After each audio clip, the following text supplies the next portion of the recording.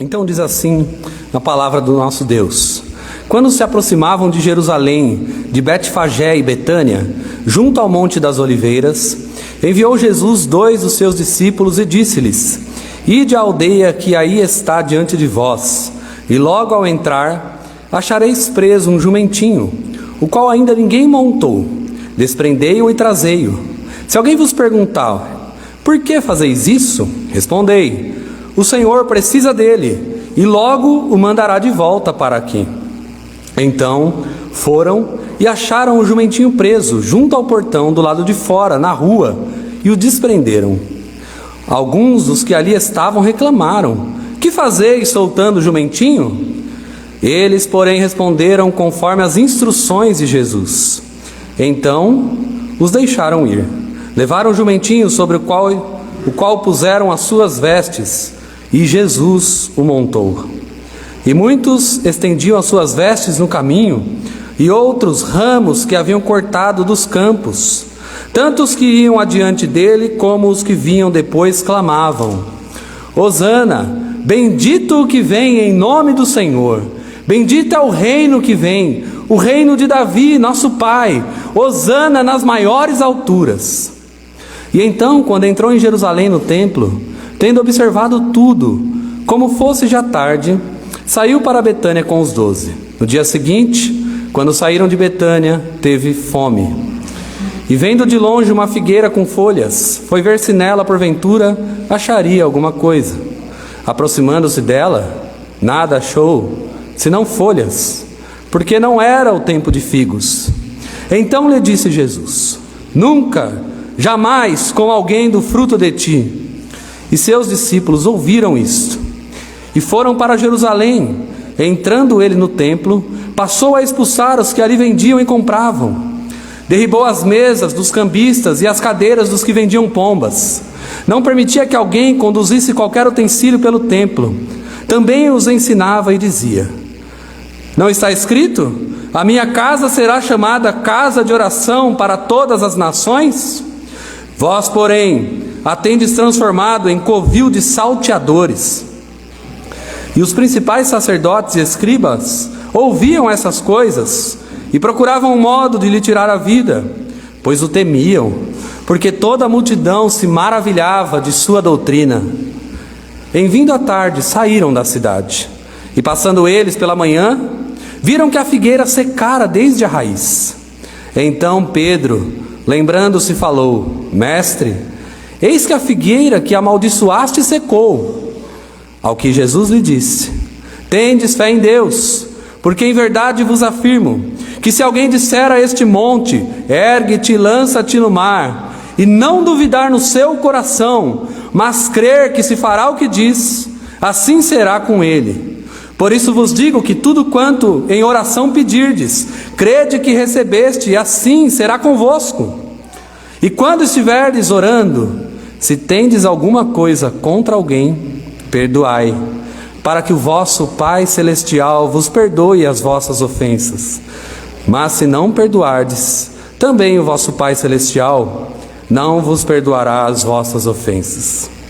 Então regressaram para Jerusalém, e andando ele pelo templo, vieram ao seu encontro os principais sacerdotes, os escribas e os anciãos, e lhe perguntaram: com que autoridade fazes essas coisas? Ou quem te deu tal autoridade para as fazeres?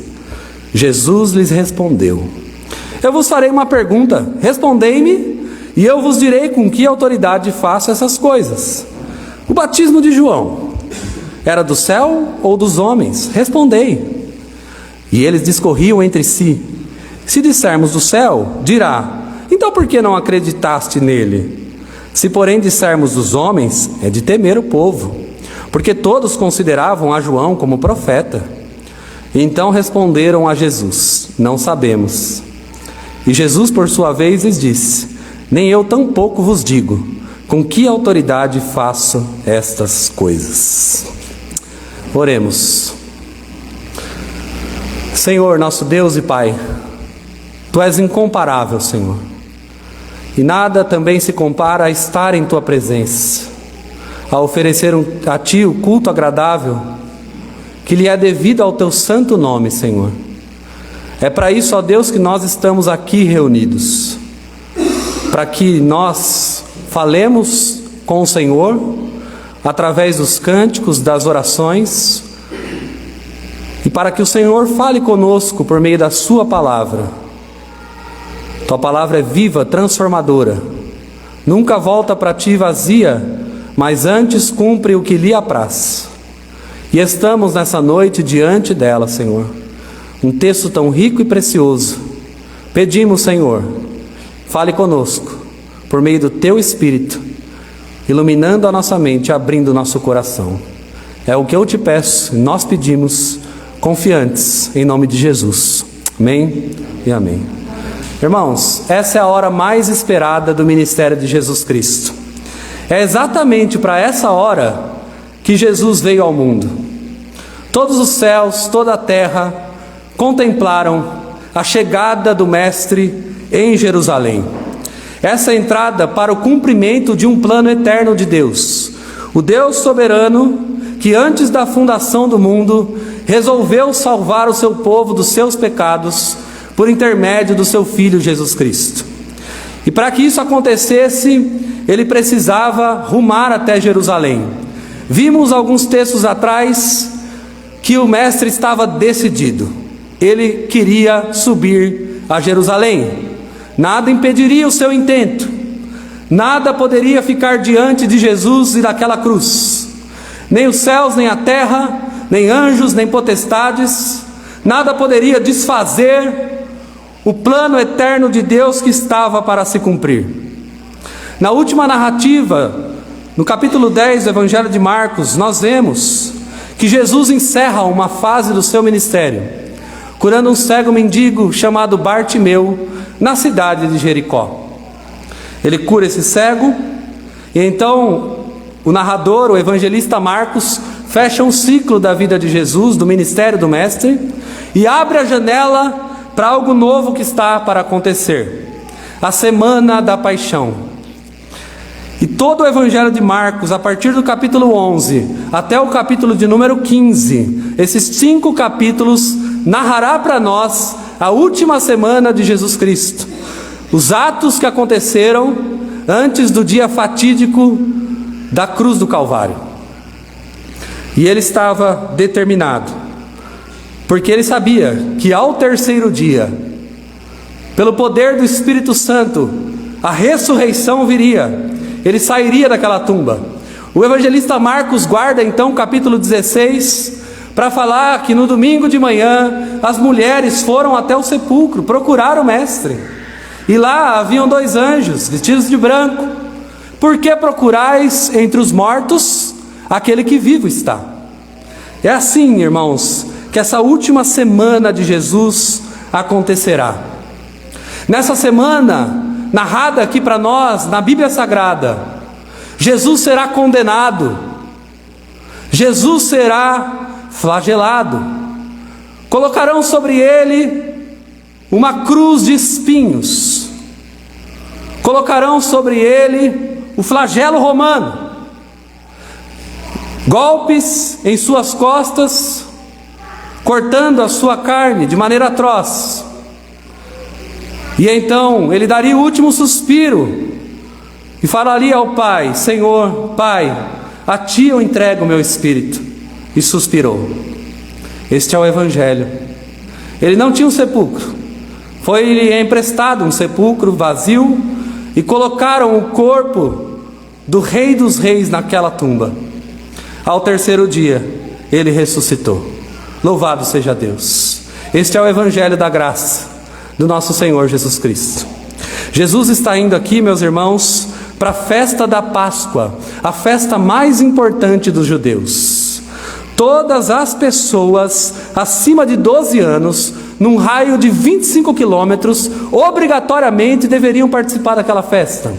E além dessas pessoas, nesse perímetro, pessoas de toda a Palestina faziam caravanas para participar da principal festa judaica instituída no Antigo Testamento, a festa da Páscoa, que celebrava a libertação do povo de Deus do Egito e de Faraó e da escravidão. E o cordeiro que foi imolado e o seu sangue colocado nos umbrais das portas para que os primogênitos das famílias dos judeus, dos israelitas, não fossem pegos pelo anjo da morte. Esta era a principal celebração. A cidade ficava cheia. Todo mundo gosta de uma festa, mas essa não é uma festa qualquer. Esta é uma festa religiosa, cerimonial. É uma festa que obrigatoriamente todo o povo de Deus deveria participar. E é nessa festa, meus irmãos, que Jesus vai chegar em Jerusalém. É durante essa semana da festa que nós temos a entrada triunfal do Messias na santa cidade de Jerusalém. Versículo 1: quando se aproximavam de Jerusalém, de Betfagé e Betânia, junto ao Monte das Oliveiras, enviou Jesus 2 dos seus discípulos. Aqui, irmãos, irá ser cumprido o propósito eterno de Deus, porque na eternidade a Bíblia diz que Deus, no conselho de si mesmo, o Pai, o Filho e o Espírito Santo resolveram fazer um pacto que foi selado pela divindade, e nós chamamos de pacto da redenção. Esse pacto estava agora se cumprindo. Não tem nenhuma surpresa, não tem nada aleatório acontecendo aqui, meus irmãos. O soberano Deus irá cumprir os seus desígnios. O Filho, cheio do Espírito Santo, sabe exatamente qual é a sua missão, sabe exatamente o tempo ordenado pelo Pai para que todas as coisas acontecessem. Agora, essa é uma entrada despretensiosa e é uma entrada completamente humilde, confundindo a todos nós. Por que o Rei da Glória, por que o Deus que criou os céus, a terra, o mar, tudo que existe, um Deus poderoso, um Deus onisciente, onipotente, onipresente, um Deus 3 vezes santo, um Deus que consegue na palma das suas mãos sustentar não só o planeta Terra, mas todo o universo, as estrelas, tudo está em suas mãos, entra de maneira tão humilde, uma entrada completamente contrária à cultura romana. A cultura romana, meus irmãos, era a seguinte: um conquistador de guerra, um general romano, ao voltar para sua terra natal, depois de triunfar, uma vitória bélica, ele então trazia acorrentado todos os seus inimigos presos, com louros da vitória, com bandeiras levantadas, música sendo tocada. Isso era uma entrada triunfal romana. O despojo dos inimigos sendo trazido, todos cantando, dançando e ovacionando o general de guerra, ou o rei, ou o imperador. Flashes, luzes, glória, pompas humanas. No entanto, meus irmãos, aquele que é digno de toda glória, de toda honra, de todo louvor, resolve montar um jumentinho, um animal completamente diferente. Isso significa, irmãos, que o nosso Senhor Jesus Cristo não veio para a terra como um general de guerra. Ele não veio vencer pela espada. Ele não veio nos levar forçadamente ao seu reino. Ele veio com o seu doce amor conquistar coração de pecadores como nós. Ele venceu pela paz e pela mensagem que ele trazia. Jesus não é um conquistador político, um Messias humano, redentor político. Jesus é o Rei da Glória, e o reino dele não é deste mundo, irmãos. O reino dele vai muito além desse daqui. E ele então não veio para ser ovacionado, ele não veio para se mostrar maior, ele veio de maneira humilde cumprir o que está escrito nas Escrituras, especialmente em Zacarias 9, versículo 9: alegra-te, ó filha de Sião, Exulta, ó filha de Jerusalém, eis aí, te vem o teu rei, justo e salvador, humilde, montado num jumento, um jumentinho, cria de um jumento. Que coisa interessante, né, irmãos? Por que às vezes a gente se preocupa com tanta pompa humana, com tanta aparência humana, com tantos desígnios financeiros, se este que é o dono de tudo, preferiu a humildade do que o orgulho, preferiu entrar na santa cidade de Jerusalém, de maneira humilde. Mas veja, nosso Senhor Jesus Cristo é humilde, mas também Ele é onisciente. Ele sabia exatamente onde estava o jumentinho, qual é a resposta que dariam, qual é a resposta que eles deveriam dar. Ele sabia exatamente como os fatos se sucederiam. Ele disse no versículo 2, está escrito: ide à aldeia que está aí diante de vós. Logo ao entrar, achareis preso no jumentinho, o qual ainda ninguém montou. Desprendei-o e trazei-o. Se alguém vos perguntar por que fazer isto, respondei: o Senhor precisa dele, e logo mandará de volta para aqui. Forem achar o jumentinho preso, junto ao portão.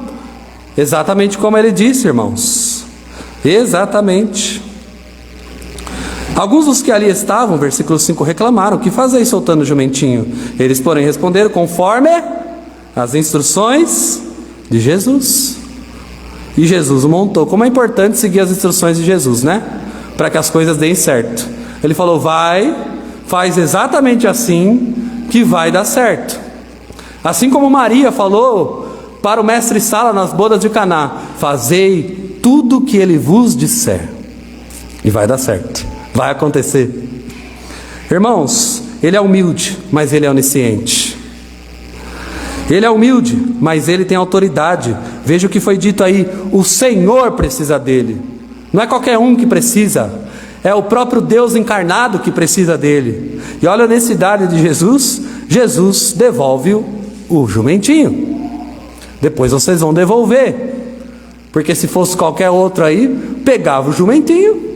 Se fosse um líder religioso neopentecostal, pegaria o jumentinho e nunca mais devolveria, e ainda faria um leilão do jumentinho, do animal, tentando ganhar algum dinheiro. Jesus, irmãos, não liga para a glória humana. Ele já tem a glória dele. Ele, quando quis pregar para aquela multidão na praia, ele pegou um barco emprestado. Ele não tinha um barco. Quando ele foi entrar em Jerusalém, ele pediu um jumentinho emprestado.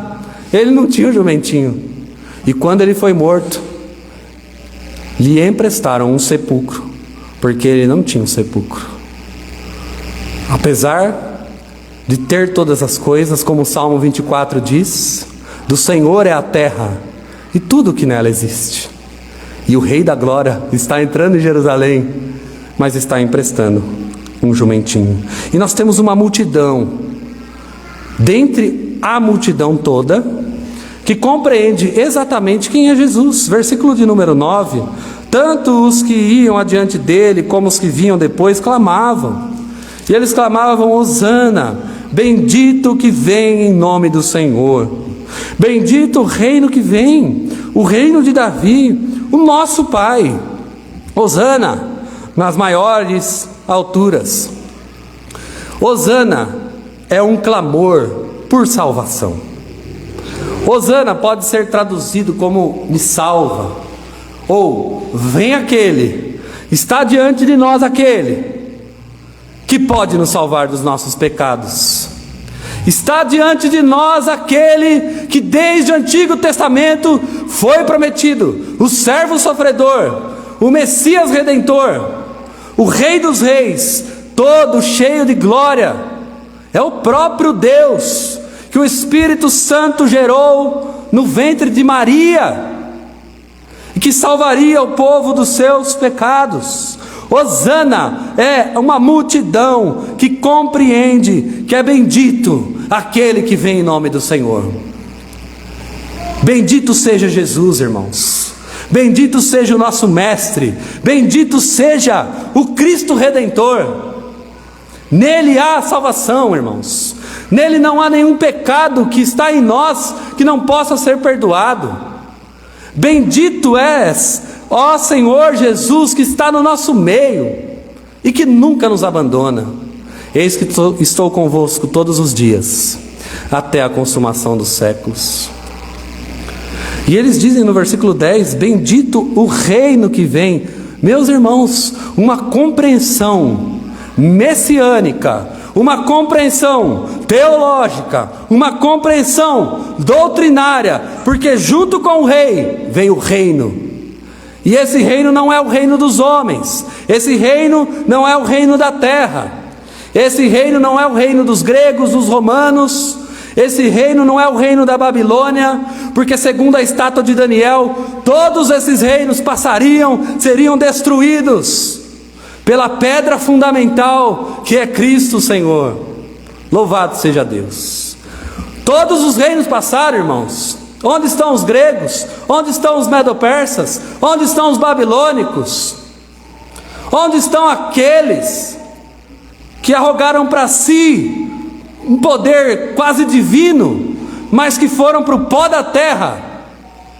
Os seus reinos passaram, mas o reino que vem é o reino de Davi, e o próprio Deus disse que esse reino seria estabelecido perpetuamente, pelo século dos séculos. Mas e Davi, irmãos? Onde fica o nosso rei Davi? O rei Davi morreu, foi sepultado, como todos sabem.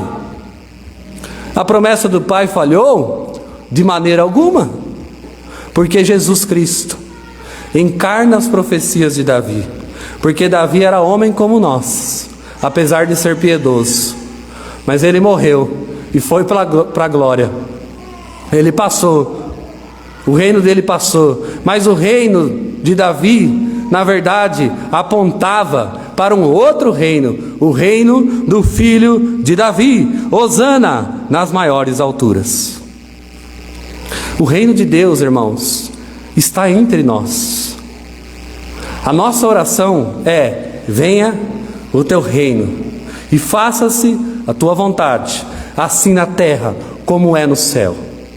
E um dia será feito na terra exatamente como é no céu, porque a Santa Jerusalém, ataviada como noiva, descerá, e nós seremos glorificados quando Cristo voltar, quando Ele apontar nas nuvens cheio de glória, e nós subirmos ao encontro dEle nos ares, para estar com Ele para todos sempre.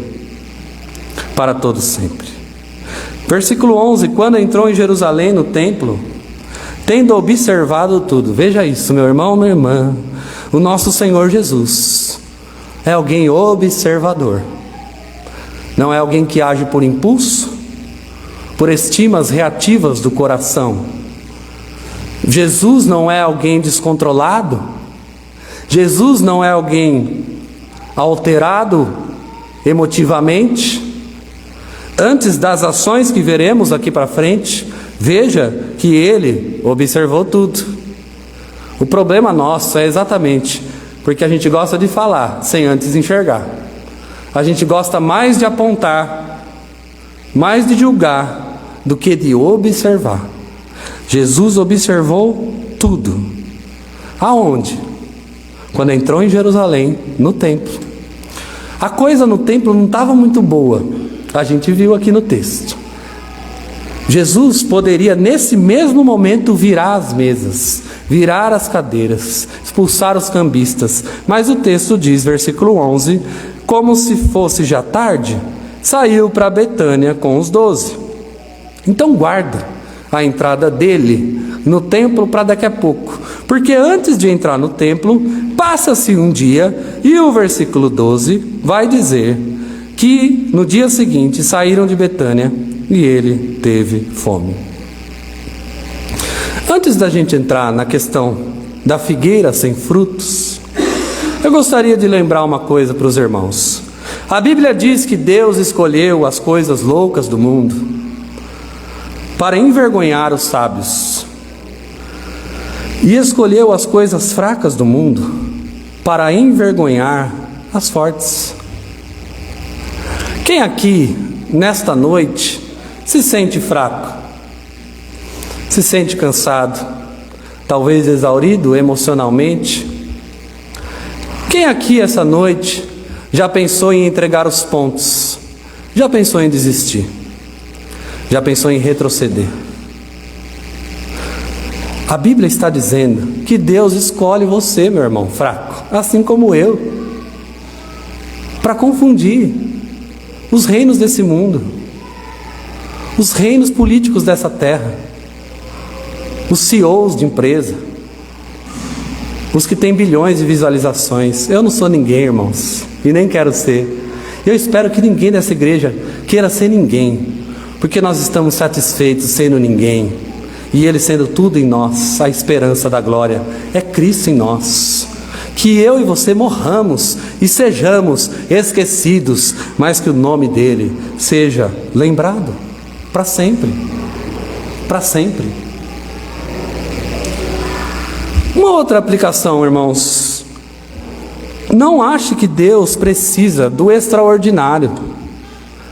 Há uma falácia no meio evangélico: o ano do extraordinário, 2023, é o ano IP Esplanada extraordinário, irmãos. É o novo tempo de Deus para a sua vida. Não é, não é. É o mesmo tempo. Não se engane, não se iluda com os falsos mestres. Mas nesse mesmo tempo, Deus será Deus na sua e na minha vida, porque Ele não vai mudar, Ele não vai ser alterado. Então pense, irmãos, olhe, contemple a sua própria vida como ela está hoje. Você não precisa mais que isso. Deus já nos deu tudo, irmãos. Tudo que você e eu precisamos, nós temos.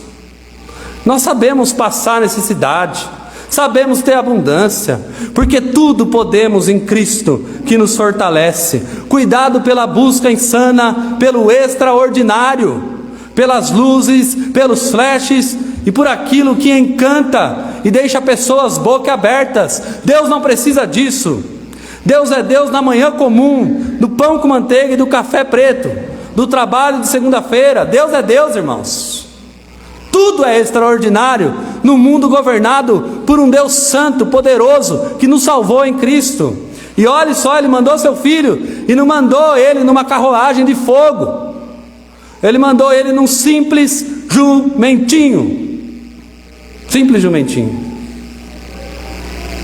Às vezes a nossa ambição é maior que a de Jesus, irmãos.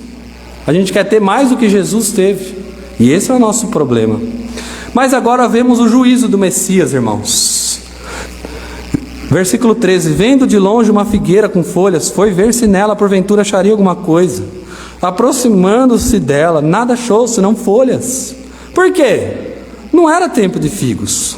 Então lhe disse Jesus: nunca jamais coma alguém fruto de ti. Irmãos, nós vamos ter aqui um texto dentro de outro texto.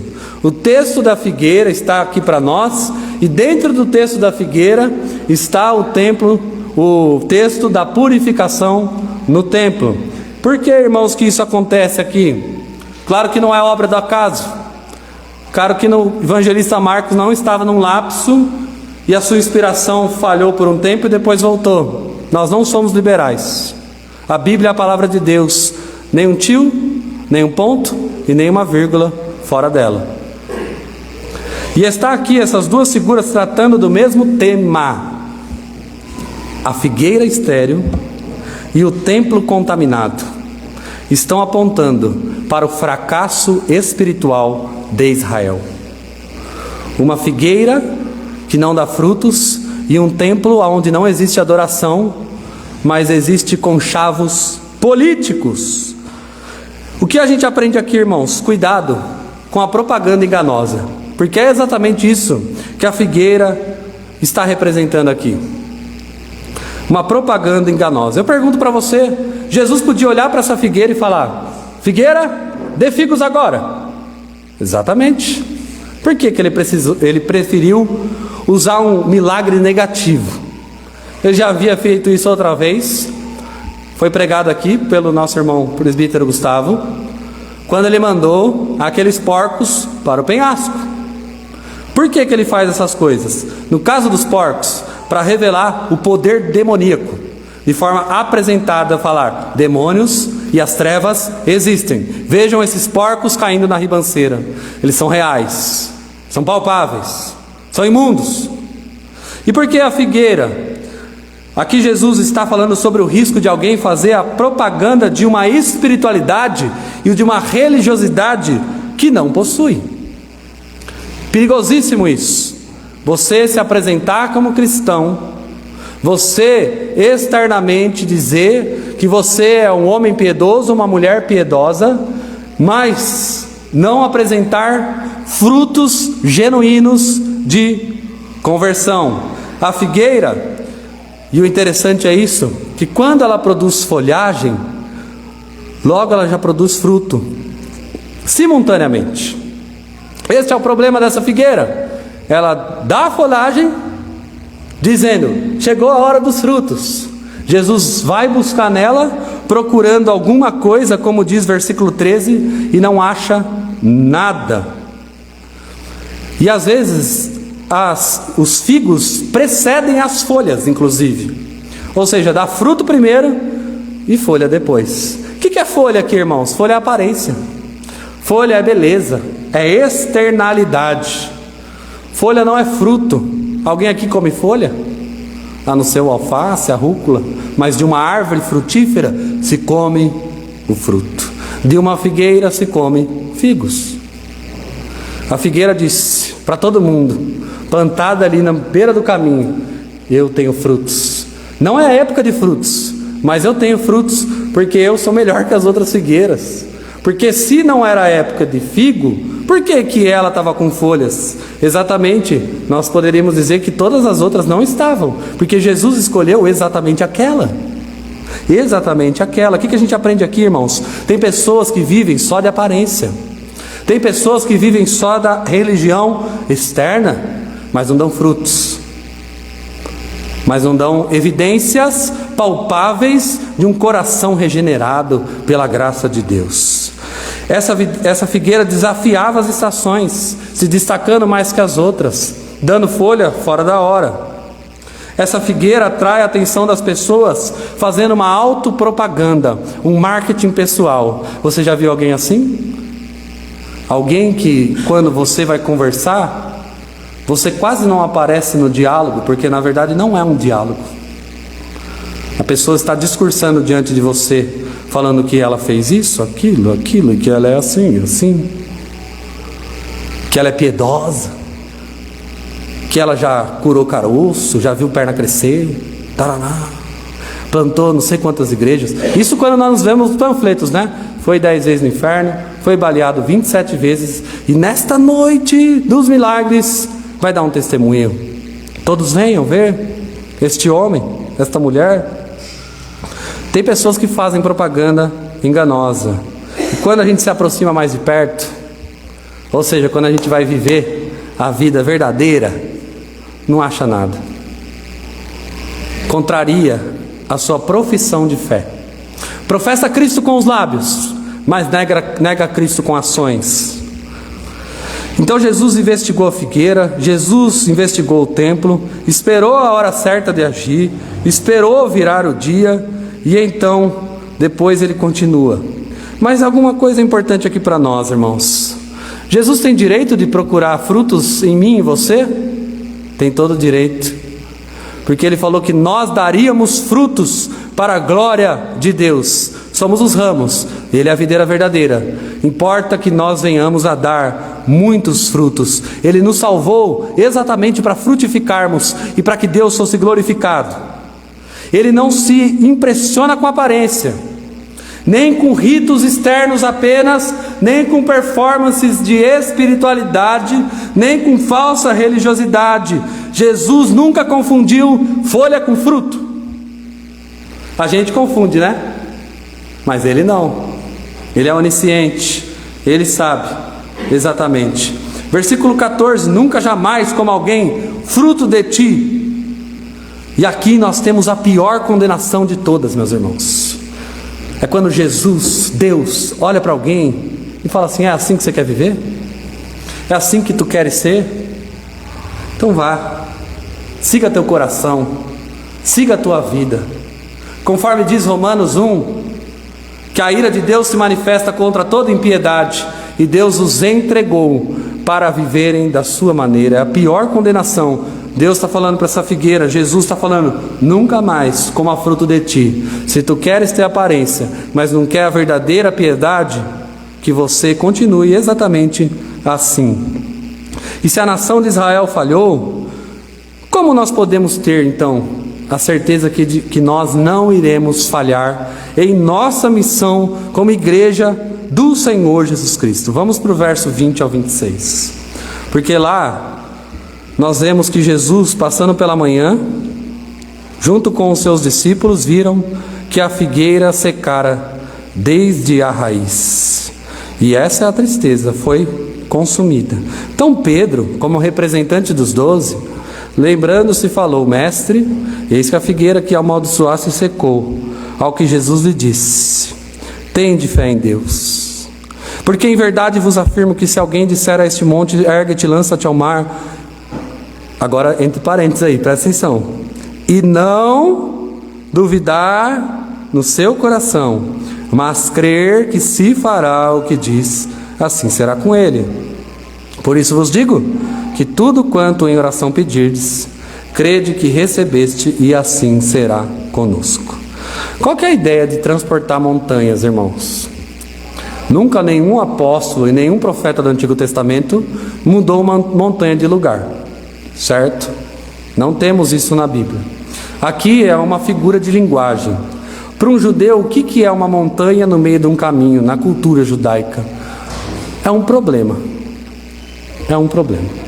Você tem problemas? Tenho muitos. Nós temos problemas, não? Como a nossa vida é complicada, certo?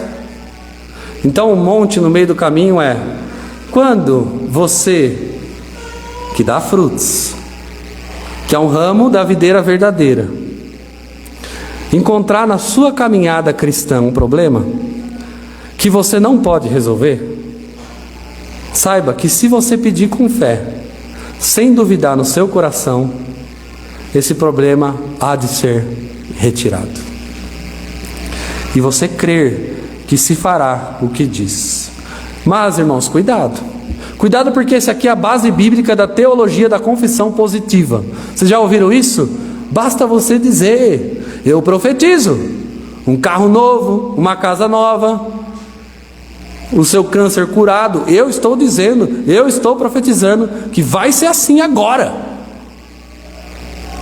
Você acha que esse texto da base bíblica para a gente colocar Deus Todo-Poderoso contra a parede? Claro que não. Esse texto tem que ser encaixado em todo o contexto bíblico, porque a gente pede com fé, mas aí que está, Deus sabe o que é melhor para nós. Tem montanhas que precisam ficar um período no seu caminho, irmão. Essa é a verdade. E no meu também. Mas por quê? Sabe por quê? Porque se ela fosse ruim, Deus tiraria do seu caminho. E se for ruim, ora, e Deus vai tirar. É isso que está falando aqui.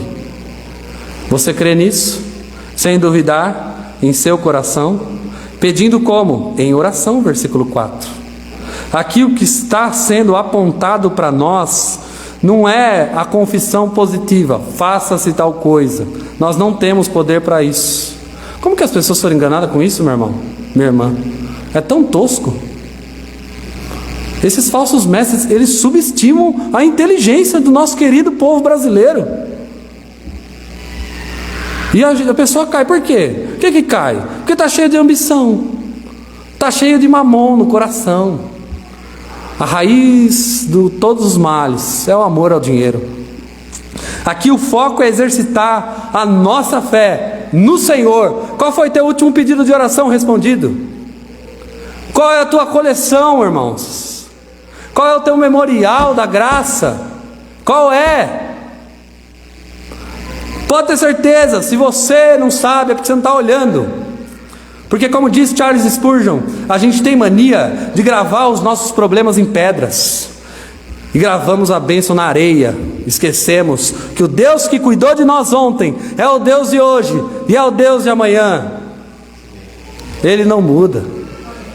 Ele não escreve em linhas certas, linhas tortas, linhas certas, sei lá, até nem sei, graças a Deus. Ele escreve certo, em linhas certas, e deixa que as aflições batam a nossa porta para cumprir Romanos 8. Todas as coisas cooperam para o nosso bem, para o bem do seu povo. Mas aqui também está em foco o perdão, irmãos. Veja as duas coisas aqui intrinsecamente relacionadas. Não basta pedir, tem que perdoar. Não basta um bom relacionamento vertical se os nossos relacionamentos horizontais são um caco. Se o teu coração está amargurado, cheio de ira sem razão, cheio de falta de perdão enrustido, engruvinhado, encrustado. Jesus deixa bem claro, olha o 25, irmãos, e quando vocês estiverem orando, ou seja, não é uma suposição, crente ora, quando vocês estiverem orando, se tendes alguma coisa contra alguém, perdoai, para que o vosso Pai Celestial vos perdoe as vossas ofensas. Se não perdoar, também vosso Pai Celestial não vos perdoará as vossas ofensas. Contrasta com Mateus capítulo 5, versículo 22, se eu não me engano. Jesus fala assim, se vieres trazer a tua oferta no altar, e lembrares que alguma pessoa tem algo contra ti, deixa a sua oferta, reconcilia e volta. Não é isso que ensina? Mas agora aqui, se você tendes alguma coisa contra alguém, não há escapatória, irmãos. A vida cristã é uma vida de perdão, porque o que foi perdoado a respeito de mim e de você é algo gigante. Ele rasgou um escrito de dívida que havia contra nós. Se a gente reter, Ele também irá reter o perdão. É o que a Bíblia está dizendo, é o que a Bíblia está enfatizando para nós. Vamos do versículo 15 ao 19, a gente vê o zelo do Messias. Versículo 15: foram para Jerusalém, entrando ele no templo, passou a expulsar os que ali vendiam e compravam, derribou as mesas dos cambistas e as cadeiras dos que vendiam pombas, não permitia que alguém conduzisse qualquer utensílio pelo templo, também os ensinava e dizia: não está escrito, a minha casa será chamada casa de oração para todas as nações?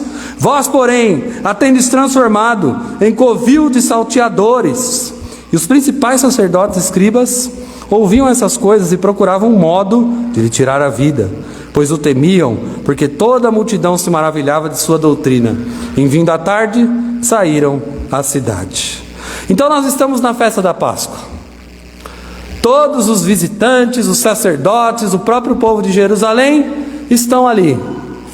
Seria uma festa cerimonial para celebrar a libertação de Deus, a libertação do Senhor lá no Egito. Mas a gente tem um problema aqui.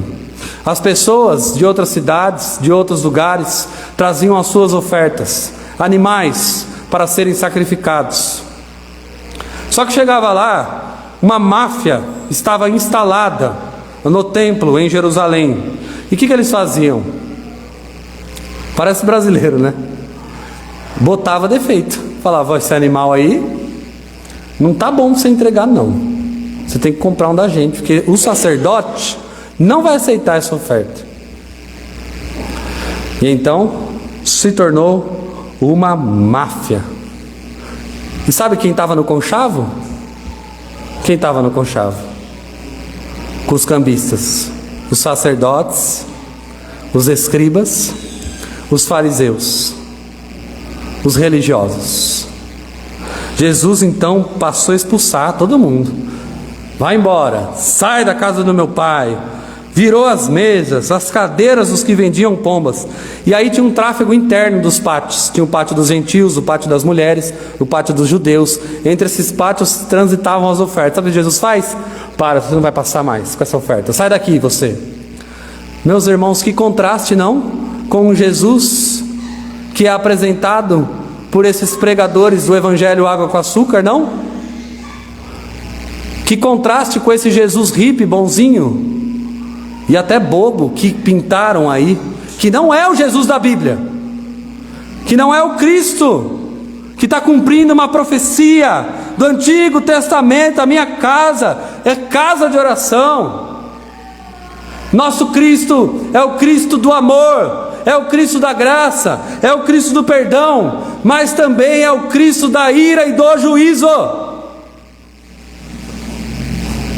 E quando se trata da casa do Pai, quando se trata das coisas de Deus, não se deve ser feito de qualquer maneira. Maldito seja aquele que fizer a obra do Senhor relaxadamente. E pior é daquele que transformar a casa de Deus em um covil de salteadores, de ladrões, de bandidos. É isso que Cristo está dizendo, irmãos. E o que é um covil? Covil é o lugar onde o bandido se esconde depois que ele rouba. Porque quando a gente rouba, a gente não, né? Quando se rouba, melhorando a linguagem, tem que se esconder, né? Alguém já disse que vergonha mesmo é roubar e não tem como levar. Mas aqui, eles tinham a máscara da piedade, da religião judaica, para se esconder, um covil de salteadores. E Jesus purifica a casa de Deus. Versículo 15, ele expulsa, depois ele derriba, e depois ele não permite que seja feita a barganha ali. Jesus limpou a casa de Deus duas vezes, irmãos, no seu ministério. Purificou o templo lá no começo, João capítulo 2, e agora na última semana ele vai limpar a casa de Deus. Sabe por quê, meus irmãos? Para Cristo Jesus, a casa de Deus é um lugar sagrado, é um lugar santo. Eis aqui a casa de Deus, irmãos, nós, não o prédio, não o salão, não os aparelhos.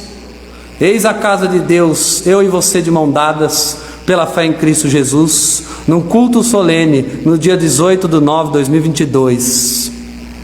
Nós somos a igreja gloriosa de Cristo Jesus.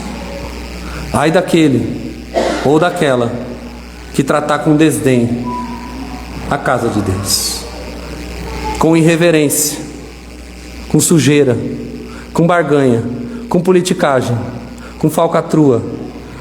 E pior são aqueles, sobre eles virão maior juízo, mercadejadores da palavra, líderes com o dinheiro cheio no bolso, roubando o povo, em nome de Deus. Mas Deus não vê, irmãos? Ah, vê. Até eu vejo, até você vê. Quem dirá aquele que tem olhos de chama de fogo? Haverá juízo para eles, irmãos, como houve aqui. Mas a Bíblia diz, irmãos queridos, que aquele que crer não está julgado, não será condenado. Romanos capítulo 8: nenhuma condenação há para aqueles que estão em Cristo Jesus. Nada, irmãos. Pode o diabo lá falar na porta do céu, apesar que ele não tem acesso lá direito, só se Deus quiser. Mas pode bater qualquer condenação lá e falar: você, tá vendo, Deus, o teu servo é pecador, o teu servo é imundo. Ele falará: mas eu tenho aqui um advogado, Cristo, que está advogando a causa dele. A obra de Cristo em nós, irmãos. Mas vamos para a última parte, a sabedoria de Jesus. Então regressaram para Jerusalém, versículo 27. E andando ele pelo templo, vieram ao seu encontro os principais sacerdotes. Olha lá eles aí, ó. Principais sacerdotes. Não é o fulaninho não, não é o coroinha não. É o cara que está lá, que tem autoridade. Escriba, alguém que copiava a lei dia após dia, sem vergonha. E os anciãos, e lhe perguntaram. E ancião é a palavra traduzida para presbítero no Novo Testamento. Ou seja, é gente da religião, irmãos. É gente da igreja. É gente da cultura judaica. E então, como eles não podiam matar Jesus, lembra o que foi dito lá anteriormente? Que eles queriam lhe tirar a vida. Mas o temiam, porque ele era querido do povo. E toda a multidão se maravilhava com a sua doutrina. Então vamos fazer o seguinte, eles falam: não tem como matar Jesus aqui na frente de todo mundo. Tem uma multidão gritando: Hosana, bendito, ele é o rei. Se a gente fizer isso, eles vão vir para cima da gente. Vamos ter uma estratégia com mais sabedoria. Irmão, sabedoria humana versus sabedoria de Deus. Veja, olha a estratagema deles. Então regressaram andando pelo templo e lhe perguntaram para Jesus: com que autoridade fazes essas coisas? Ou quem te deu autoridade para as fazeres? Que pergunta, irmãos. Quem é você, Jesus de Nazaré, para entrar aqui e virar as nossas mesas e impedir o nosso comércio? Quem acha que és, ó Jesus de Nazaré? Com que autoridade você faz isso? Ah, é uma pergunta. E aí que tá, toda vez que faz uma pergunta que está visando uma estratagema contra Jesus, como que Jesus responde? Aprende o segredo com o mestre. Outra pergunta. Certo? Não é pecado não. Ele está fazendo. Ah, é pergunta capciosa, maliciosa? Então eu vou fazer outra pergunta para vocês, versículo 19. Respondei-me, e eu vos direi com que autoridade faço essas coisas. Olha aí, vou fazer uma pergunta, vou fazer outra. Se vocês responderem, eu te digo. Versículo 30, olha a pergunta. O batismo de João era do céu? Era de Deus? Ou era dos homens? Responde para mim. E aí, eles sabiam responder? E aí começou. Vamos pedir ajuda aos universitários. Vamos pensar o que a gente faz com uma pergunta dessa, gente.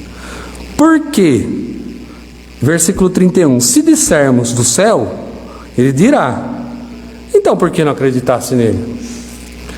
Se porém dissermos dos homens, é de temer o povo, porque todos os consideravam a João como profeta.